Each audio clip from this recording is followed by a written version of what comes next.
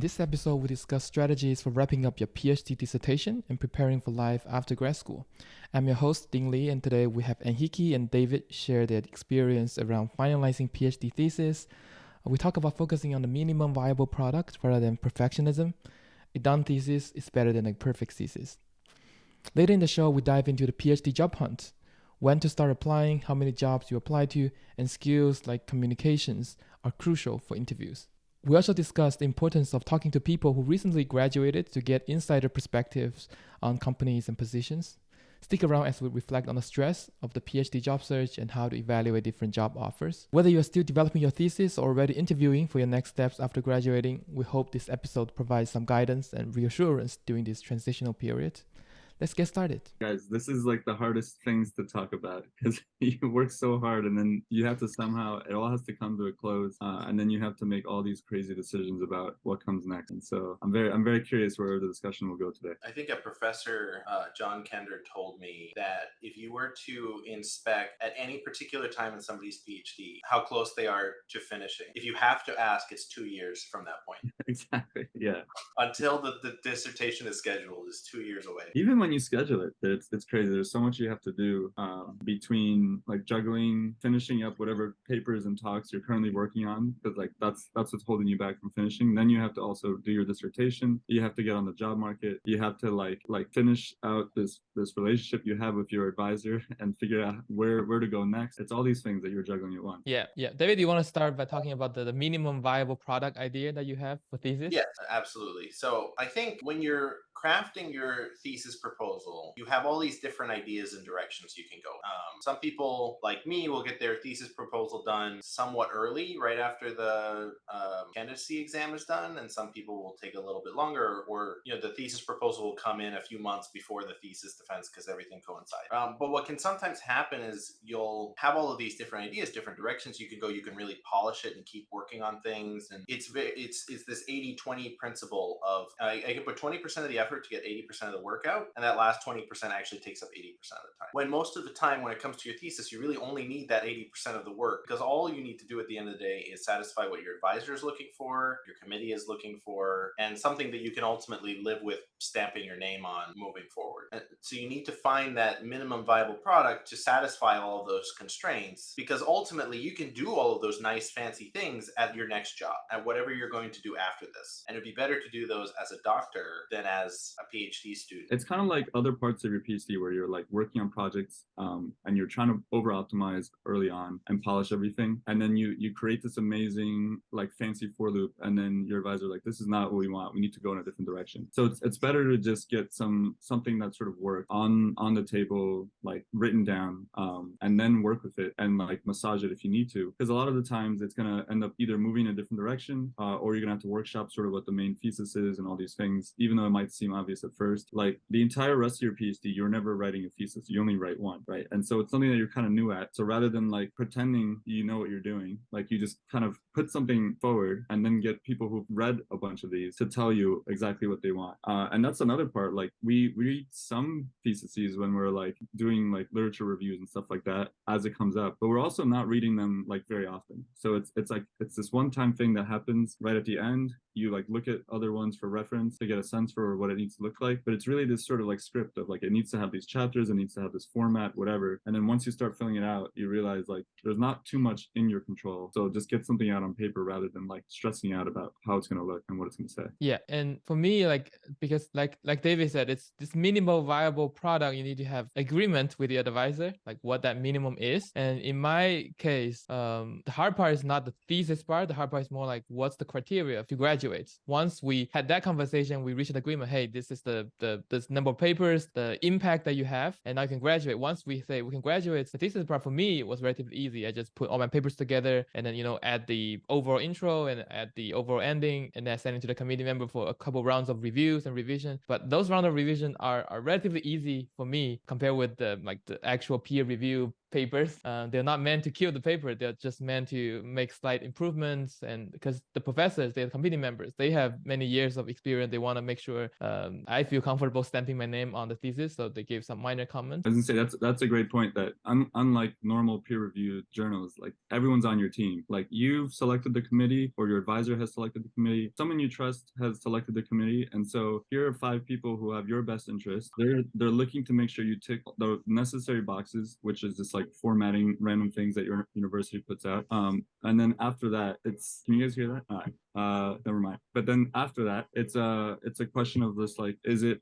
all on paper, and is it like working towards the thesis that you set out at the top? So it doesn't really matter what's on there. They're gonna want to approve you as long as you tick those boxes. I think something that's really important is also deciding on that committee. I've definitely heard some of my colleagues say, "Oh, I got the most expert people in my field to be on my committee." Almost as like, I really believe in my method, and I think I want to impress. I think at some point it's really good to have people who you've worked with already, who you're familiar with, so that you can sort of anticipate their needs, their requirements, and also it's sort of a nice way for you all to come together as a camaraderie of, you finished the PhD, this is really impressive, I worked with you this whole time, and it's great to see you graduating and moving on, and celebrating with people who you already know and like working with. Yeah, I agree. I think you want to celebrate with people who mean a lot to you, because like you put so many years into your PhD, and whatever the paper is that you come out of it with, like this thesis, you can use that to impress new people who you haven't met. So if you feel really good and you want to use them just to get like a recommendation, or to like put yourself on their map and on their radar, that's one thing. But like years from now, you're gonna either have had their recommendation or not. But really, it's these people who were like with you along the way that are really important. So you want to sort of thank them and show your appreciation for them, while at the same time like knowing that you'll have something that you can send out to other people that you can reach out to them with, so they don't necessarily have to be in your committee, unless you're like about to start working with them or something, and this is like so important to you. But that really varies depending on what field you're going into. Yeah, and I think for committee member, it's also, your advisor usually can help a lot. In my experience, I put together the first version through my internship advisors and then university collaborators, and that probably already constitute maybe half of the committee. And then my advisor will kind of, like David said, to find the researchers, professors who are more or less on the same page, we're interested in the same direction. Maybe we have never collaborated, but we've look at each other's work and appreciate the effort. So that can form a very constructive committee. We don't have to spend a lot of time convincing each other this is an important question to like problem to work on. I mean, that's just figuring out the thesis on its own is something you have to like discuss with your advisor, I think, pretty early on. So I'd say probably right after your candidacy, as you're approaching your final project, your final paper, you start to sort of imagine what is it that's tying them all together. And in a lot of cases, it's simple, where it's just like a continuation of works that sort of create one full body, or you're sort of stringing together different ideas, which is perfectly valid. It's just then you have to find sort of what is the common theme between them, and then find out how to glue those two or three projects together. But in any case, if you discuss that early on with your advisor, you can at least know that like they're willing to like vouch for you, and then they'll find a committee that sort of also supports that, whether it's like one for each project, or they all sort of agree with where you ended up, and are interested in how you got there. It doesn't really matter. But just taking that load off your shoulder will be huge, given that while you're writing this, you're also, like I said, working on so many other projects. You're probably mentoring someone who's like relatively new. You're giving talks for the papers that you are including in your thesis, and then you're also starting to look at leak code if you're going to industry. And so you're cranking out hours doing that and figuring out how to get on the job hunt and the job market, which is also something you should have been doing already for like a year in advance before you even finished your thesis. Yeah. This is a great segue to talk about the other side of like wrapping up PhD. So we talk about thesis, committees, and so now let's talk about the job side. So you mentioned you have to juggle a lot of things. Do you want to add more? Yeah, I would just say that there's like at the end of it, it's kind of a weird time, because you're making all these huge life decisions. You're figuring out how to like close this chapter on literally your thesis, but you're also trying to figure out what is the next job you're going to take, whether it's academic, you want to become a professor, or if you're looking to get into industry.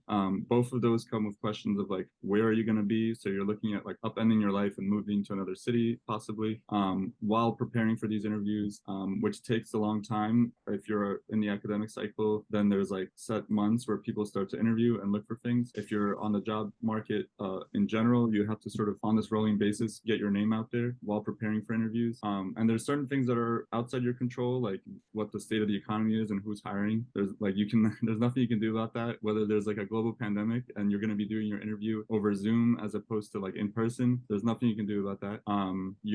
How much leverage you get and help from your advisor in terms of like connecting you to people and using you or like putting your name out there and like pulling strings to get you interviews, that depending on your relationship or how connected they are, they can help you. But really the only thing you can do is like control how much studying you do, how much prep you do, and like how quickly you put out your thesis, which is why it's important to just get this minimum viable product out there as early as possible, because you have to focus on other things now. I don't know if you guys agree. I completely agree with that.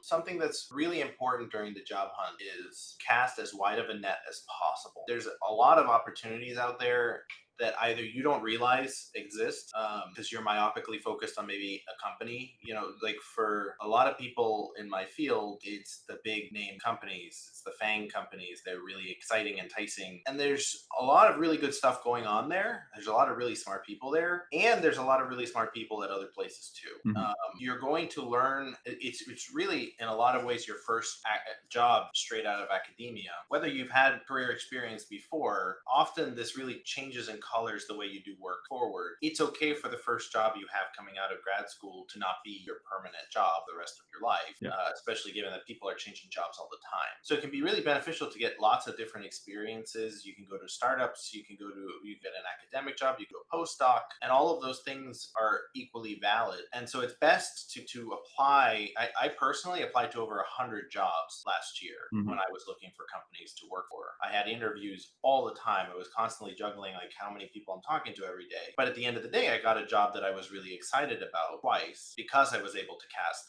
such a wide net. Yeah, it's useful because you're giving yourself prep. Like you're doing these interviews, hopefully with companies that you're less excited about at first. You're getting this rust off and you're learning how it works, because it's a process where you're sitting there and you're having to prove to someone that you're smart who may or may not have read your stuff, and then sort of like figure out if it's the right fit for you. So the more that you talk to, like the more you start to understand what it is that you like about certain things. And it's also like these companies are all hiring at different paces. So I would say I thought it was going to be like a quick, like I only need like a month or two to start looking into it. And then it ended up taking like 6 months to 8 months between finishing the dissertation and like all the different rounds of interviews and like hiring freezes and whatnot because of the economy. I had originally planned to only apply to like 3 or 4 companies I was super interested in, and then applying to like dozens and dozens, and then ended up at a job that I'd never imagined like initially at the offset that I would be at, and I'm super happy. And so it's just a question of like what's available, which is beyond your control, getting the right like practice, and then using that to sort of figure out also internally what you like. Like as you talk to these companies, you're going to realize they're going to offer you different sorts of perks or different places, and your own reaction to what they offer you is going to tell you whether you like it or not. But that's not something you can just like write a pros cons list before you start applying. It's only after you see that it's like a real possibility and they start giving you numbers and locations to think about that you start to actually internalize it. Yeah, I completely agree. Like many PhD students that I know, they limited their interview pool to like the FANG companies, and some will also consider academia. So they're kind of just juggling between this small pool of universities and FANG companies. And I did not take that approach when I apply. I'm very similar to David and Henrique. Like I applied to dozens and dozens of places. I forget if I applied to 100 or not, but it's definitely in the high 50s and high 70s, and only a small percent of them eventually got back to me because the net is so wide that I'm not well connected in a lot of those companies. So it's reasonable that they never got back to me. But then out of those that we end up connecting, I feel like I learned a lot about those companies, and that kind of built up my own confidence that okay, I'm picking up the ones that I'm truly passionate about. I know there are really creative work going on in like fintech, on self-driving car, on whatnot, but I'm just more passionate about the things like creative tools, the things that I end up doing the most. So that helped me settle me down for a couple of years until my interests like pivot again sometimes. It's also like your interests change, and it's throughout your PhD. I'm sure if you check in with yourself like every year where you want to end up, that is likely going to change, which is like all the more reason why you need to sort of be thinking about this both along the way and making the right connections along the way. Like a lot of the understanding I got about the companies I was applying to was from talking to people who had graduated recently quickly within like 1, 2, 3 years, and trying to understand what it's like on the other side, because like that's what you're going to experience. And it's not the same as like in an internship, where even in a research internship you're just like working on a fun project. Now you have like sort of like larger responsibilities. You might have interns of your own, and you're also having to like permanently relocate. And so talking to people about that experience gets you to sort of prepare yourself mentally for all the different options. It also helps with the whole networking aspect of like them letting you know this particular team is hiring, I think it'd be a good fit for you and whatnot. And maybe it's a team you hadn't even knew existed or you hadn't considered applying to originally. So like, when did you guys start applying? Like at what point, like how many months or days or years before your actual defense did you guys like send out your first resume? I started applying. So I graduated May of last year. I started applying November of 2021. Like Uh, roughly 6 months. but I think the bulk of the interviewing that actually happened was February to April. In April, I finally decided on the company I would. I will say that was really helpful for actually defending, because I got to practice the thesis talk over and over and over again with every single company. So that is also a benefit to doing this early, in that you can kind of do a rough draft of your talk a bunch of times. That's the other thing. I forgot about the talks. I had to give a different talk depending on each company, and they were all like different mixtures of my slides for my defense. I think maybe slightly different to you guys. I defended before I had accepted. So I was still on the market while and like deciding. I had done multiple rounds of interviews. I was sort of negotiating, like trying to figure out where I was going to land, but I didn't have something. So it was a weird feeling of like at the end they're like, congratulations on your defense. Like, where are you going now? And you're like, I don't know. I'll let you know in like a week or two when I finish negotiating. But when did you start? I graduated in July of 2018, and then I think I sent out my first application in February that year. So like around 4 to 5 months before. Yeah, and then for the first 3 months, it's just like interviewing at this diverse pool of companies, and then for the final 1 or 2 months, it's focusing on the companies that I originally like had high hopes for, like the research labs. It's similar to like applying to undergrad, where you have like your reach schools, your safety schools, like you have all like the different spectrum. Because at the end of the day, you want to make sure you have a job. But it's also, you're not entirely sure what it is that you want, or who's going to be hiring.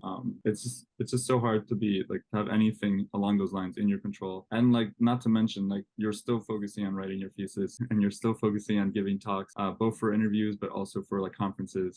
So it becomes a stressful time, which is why it's important to both talk to your advisor and not go through it alone. I think someone mentioned earlier, like to have a job hunt buddy in terms of emotional support. Was that you, David? Was that Ding? I wrote that down. Yeah, I think it's super helpful to have a job hunt buddy or multiple, and because you will have rough patches, and then like you want to have somebody to talk to who is going through a similar struggle as you do, so that you don't have to build up all the contacts and everything. And the two of you or the three of you will experience the same economic downturn or upturn, and so that will be really helpful. And at that time, I had a few friends that just texting all the time, like whether I'm on flight, because interview at that time it's like all on-sites are actual on-site, not like virtual on-site these days. So I'm always on the road. So on the road, I can keep texting and on my experience. How should I answer this question when they ask this type of like behavior question? What's the best answer you've given? We exchange this information all the time. That's really helpful. Aside from reading extensive blogs online, I think getting this personal touch is also helpful. Yeah, it makes you feel better, like to understand the economic situations you're dealing with, right? Like, I'm not getting like rejected or turned away because I'm a bad candidate. I've now talked to 10 people who all have amazing resumes, and I've seen their work, and they're just not hiring anyone. So that gives you sort of like a little bit of a boost, especially when things start to turn south. So yeah. My buddies were, Henrique was one of them, because we were going through the same process at the same time, and Carmine Elvezio, who did it a little bit earlier than both of us. Yeah. But I think something that really helped me is I didn't have buddies that were just going through it. I had buddies who were, internal to these companies too, who were, still roughly around the same age as I was. So they did this recently and they had some experience. And then I was also talking to professors and people in industry, and like I had internships at Goldman Sachs. I was talking to some of those contacts I had from before. And so I think it helps to get perspectives from lots of different people in different stages of their career. Because at some level, the people who are a lot more established, who have been doing this longer, have a lot more of a everything's going to be okay. Yeah. Everything happens for a reason, you'll be fine. And the people who are suffering alongside of you, who are also kind of naive, like you can at least feel some sense of catharsis Yeah. about what you're going through. You're commiserating because the world's on fire and you're going to be out of a job. But then your advisor is telling you that they've seen 100 students graduate and they're like, they all ended up with a job eventually. So like you're going to land somewhere, but you're getting caught up because like that one job you really want is not like hiring right now or whatever. And then you lose sight of the other like 6 amazing offers that are being handed to you right now. It's tough, especially, I mean, throughout a PhD, there's like dozens of instances of imposter syndrome. Like right when you start off from undergrad, like your first paper and like going through all those reviews, defending now the job hunt, and they're like, this is it. Like there's all these moments, and so it's important to have like support and to use the support, whether it's like your advisor or your colleagues or people who recently graduated or are already at their jobs, because everyone experiences it to some degree.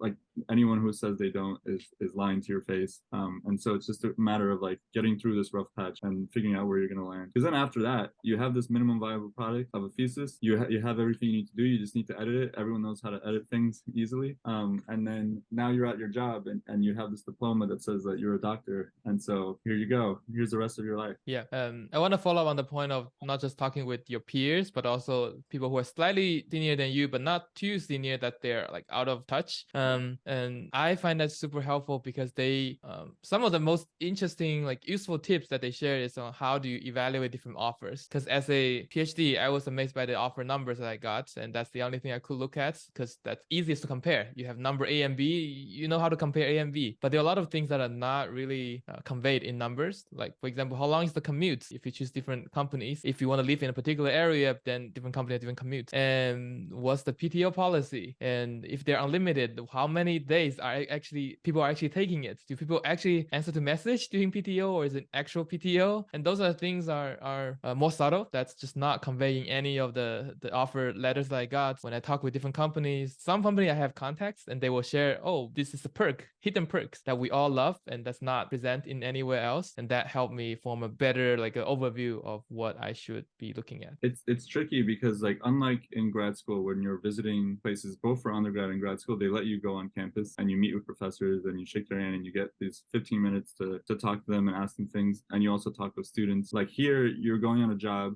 you're either doing these interviews virtually and you don't know what it's like until you accept it, or you get to go on site, but then the only people talking to you are people trying to convince you to accept the job offer, right? And you're not really talking to that many people about these other more awkward questions about perks or things that they don't like. So like having that sense of community by having a friend who's a couple years into it, who you trust, and they're willing to tell you these things, I think is like priceless.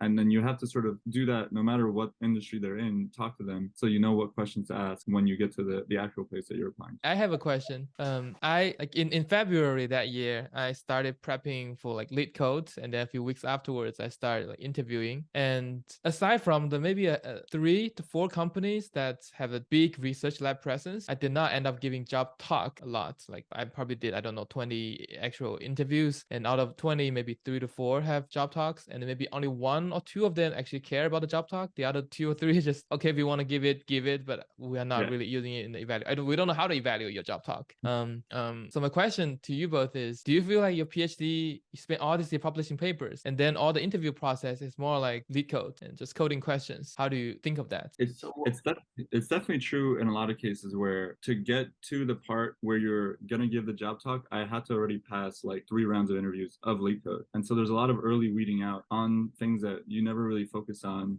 especially in research. That's just David. When I did my job hunts, so during the PhD, I was not just publishing papers. I started a company that was doing cryptocurrency credit default swaps on Ethereum. I helped start another company that was doing marijuana delivery in Massachusetts. I had a lot of different varied experiences. I mean, I also did improv and stand up and stuff. I spent a lot of time cultivating my marketing skills. And so even when I went to those lead code interviews, lead code style interviews, what was really important was the human and social component of talking to another person and explaining things that was going on in my mind and thinking on my feet and adapting to this.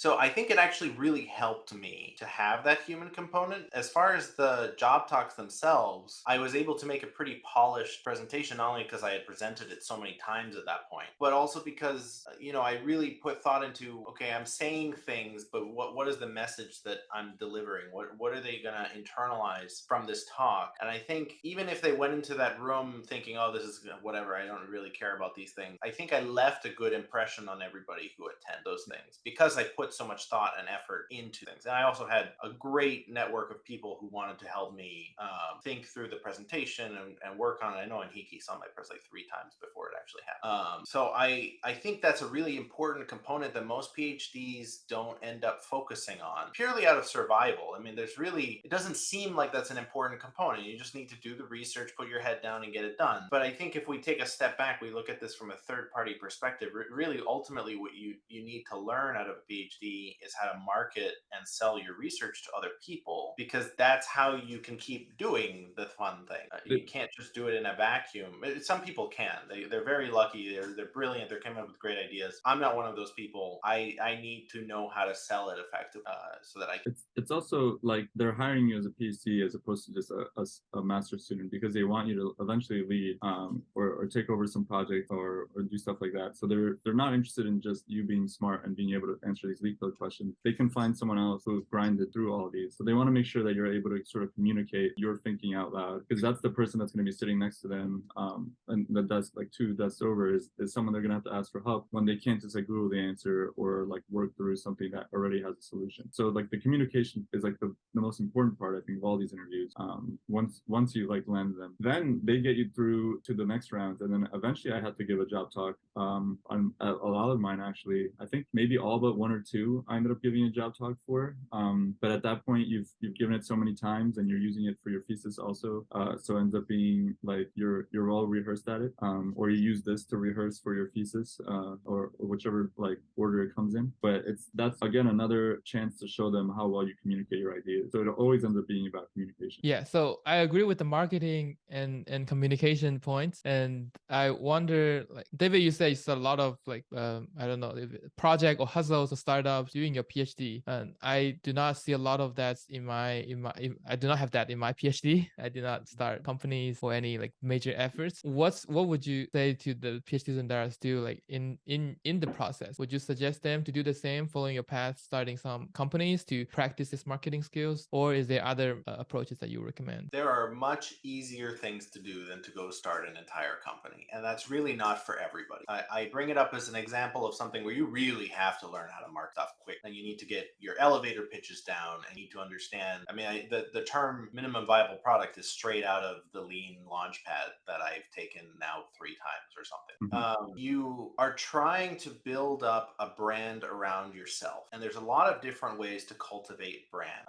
You can do that by something that really helped me was improv class, right? Like you have to think on your feet. You have to work in tandem with other people to make something up on stage live in a fluid, organic, funny way, and recognize that there's a lot of fun in just doing things. That it doesn't you don't have to explicitly be funny. You don't have to be explicitly smart in your thesis for it to be interesting. There's a lot of ways to convey your research, and so taking creative writing classes, taking marketing classes directly, you can go practice your singing or presenting or acting. I mean, I would try this multidisciplinary approach in whatever alternative field it is. I mean, you could just be doing dancing. It's about expanding your mind into other dimensions. You're smart enough to do that. You're smart enough to study the thing you're studying. You're smart enough to study some other topic, at least superficially, so that you can sort of understand these things from in sort of a cognitive dissonance way, where I am both holding this idea of I need to be really smart and understand this thing really well, and I also kind of need to understand it superficially so that I can sell it to people who are only going to ever look at it superficially. And that only really happens when you start mixing your disciplines and looking at things from a lot of different lens, in my mind. I would back that. I would say absolutely you want to work on as many disciplines as you can to become more like a holistic person. Like that's like crucial for for all aspects of your life. You're like complementing the part of your like intellectual self, like the PhD half of your life, with these other disciplines and other interests. And that's also a lot of times where like the ideas come from. It's not from reading the same textbooks everyone else has and trying the same things everyone else has. You're not going to get lucky. It's from like you start thinking and experiencing things outside of that same box, and that's the new point of view that's going to sort of shake things up from the perspective. If for whatever reason that doesn't float your boat, there are plenty of opportunities that you'll get in your PhD to also kind of express yourself and learn new parts of yourself. So like, for example, like TAing, whether it's like teaching a lecture or just like being a TA and helping people with their homework, be like really, I don't know, careful and conscious about like not just giving them the answer, trying to help walk them through to the answer, or if they're struggling, like asking them the right questions, because that's what's going to happen during your interview, right? They're going to ask you a question and they're going to want to see how you showed your work, what you did there. And just like that communication, that expression of yourself is what they're going to be looking for. So like use those TA sessions or whatever as like practice, but like very consciously, because whenever you were doing those, you weren't thinking about the job market, you weren't thinking about that. You're just like, I just need to do this, I need these guys to leave so I can get back to running my algorithm, because right now it's broken and I don't understand why. But like, you, since you have to be in that room anyways, like take advantage of it fully and like use it to sort of practice expressing yourself. Yeah, I think we covered most of the points. The only one that I haven't really touched on is the networking. Start networking as early as possible. And I did not have a lot of networking experience before graduating, and that's probably also why I kind of had a hard time. I have to just submit to a lot of companies, hoping I will find interesting ones. Do either of you have good networking experience before you graduate? So the networking I did was, I think the pandemic screwed a lot of us over. I think even professors were telling me how bad they felt. Just the lack of networking that you're supposed to be doing by going to conferences and talking to peers and selling your research and meeting people. An important aspect of this could be that you can tap, if your advisor's a little bit older and there's a very large number of alumni and presumably they have a good relationship still with your advisor, you can definitely try to talk to them and leverage that network, because odds are professor's been around for a long time, students are probably doing well enough that they can connect you, or they have job openings to sell. And that helped me a lot, is that my lab had a great network of really talented researchers. In fact, one of them, who was a professor of mine before my advisor, helped me get a job right after the PhD, and that was a really great synergy. Yeah, while you're in your PhD, you'll have these networking opportunities by doing internships. You'll meet other interns who are going back to other universities, and they'll be at different levels. They're not necessarily all the same year as you. Look them up, see where they're at, see if they're happy, ask them all these questions. The one thing I found is that I did a lot of networking from my experience going to conferences, which I know that not everyone has, but I also did a lot of like cold talking to people who, it's like a friend of mine has a friend and that they're in the job that I want. And so it's kind of like a little bit more awkward where you're just like reaching out to them, and then maybe you can chat with them for a little bit over Zoom. But all of them were super welcoming, not just because they're all wonderful people, but because they all had to experience the same thing. At some point, everyone had to go through this job hunt. It's kind of uncomfortable. There's the imposter syndrome, like I talked about earlier. But they all sort of made it, and they want you to also make it. So they're on the same team as you, which you have to remember. You're not competing with any of these people. Hopefully you're all going to end up working together. And so feel free to reach out to people cold, and they'll get their attention for 10 minutes, and they'll tell you like one or two things that you may not have thought of, that are interesting to consider, or who to apply to, or who to talk to and whatnot. And that's like invaluable. That's something that's not going to be on the job portal. So you have to take advantage of it. No matter how social or antisocial you are, you have to sort of like, this is the moment to reach out to people, call them the favors, because then once you're on the other side, you can move around more easily. But that sort of first initial jump feels like the hardest one. Things also change, right? Like we're like a year or so out, then you're a couple of years ahead of us. I'm sure you look at candidates slightly differently, or you think back on it being slightly more challenging or less challenging. Whereas for us, it was really just like dealing with this whole pandemic and the potential recession seemed to like cloud over our entire interview process, where we weren't sure if the job we were accepting was just the only one we'd get, or is it the best one, or is it the one we actually wanted. But in the end, it's like just like schools. You go to any school, you end up being happy, you end up having like a different path than what you thought you would. But it's also not permanent. You can get up and leave at any moment, which is different than grad school, where you're sort of locked into this long contract, right? Of like, until I defend, I have this sort of sunk cost. But now you have the freedom to sort of go wherever you want. And so you just need to land somewhere. Yeah, I think the time when I look for a job it's a very different from the past 2 years. I think at that time, I think companies are a lot more aggressive in hiring than the past year or two. And another thing I noticed is that when I look for all things related to software engineering, I can usually find very good either YouTube videos or blog posts on it. But when it comes to researchers, industry, professors, the information is a lot sparser. And also there is just not that many CS related industry research. There might be other fields, but like computer science researcher is just a little bit different, I think, because we have this close tie with academia, and we're at this cutting edge of all this tech company product. So I hoped, I wish to see more of this content out there so that I don't have to reach out. I mean, the reaching out is good, but I'm also an introvert, and I feel like by watching content at my own pace and reflecting on it it's a good format for me. And that's partially why I kind of started the Chinese version of the podcast. Now the English version, I want to be more of this passive content that people can enjoy at their own pace. And of course, our emails are out there, so people can reach out to us. And most of the time, I read the email all the time. So I agree that if you're out there and if you have specific questions that we did not answer, you can always reach out to us, and we can help you out. Absolutely. Is that everything we want to talk about today? Any more thing to add? I think that's it. We didn't hear any thunder. What a pity. Yeah. No, the rankings Joseph stopped. It was all in the pre-show. Yeah, all in the pre-show. It was way more exciting before we started recording. Sorry, everybody. Yeah. Just finish it. Just write something, turn it in, get some notes on it, and start applying earlier than you think you need to. I definitely waited slightly too long to start applying because I thought it would happen quickly. You can always accept and then wait. They don't need you to start immediately the next day. They know that you have to defend, and so they'll give you time. Start everything sooner because it all takes longer than you think it will. Yeah. And speaking to old me, you do not have to worry so much about all the details. You can just do something and it will probably be good enough. Exactly. Yeah, and also now looking back to the grad school job hunt, I think it's a lot more stress-free, because now if I were to do a new job search, I have more responsibilities and I have more stuff to think about before jumping. So I feel like the previous one is much more manageable. Yeah.